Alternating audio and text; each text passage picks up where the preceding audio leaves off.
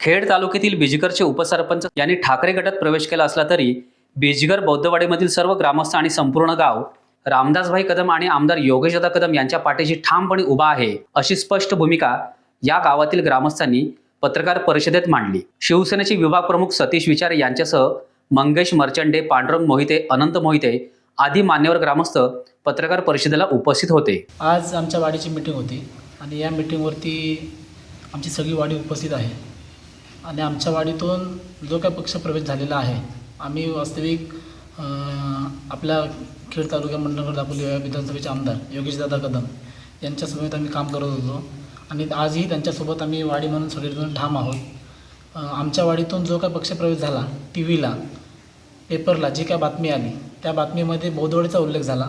ती बौद्धवाडी नसून आमच्या वाडीतील 2 व्यक्तींनी त्या फॉर्मामध्ये प्रवेश केलेला आहे आणि त्यांच्यासोबत जी 4 मुलं होती ते काही मतदार नाही आहेत।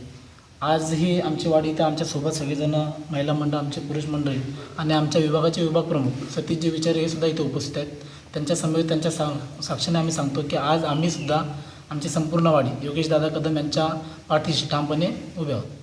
आज आमच्या वाडीमधून जी काय 2 व्यक्ती दुसऱ्या पक्षामधून गेलेले आहेत त्यांच्याबरोबर आम्ही तर नाही आहोत। आम्ही योगेशदादांबरोबरच आहोत आणि आम्ही ठाम योगेशदादांबरोबरच राहणार।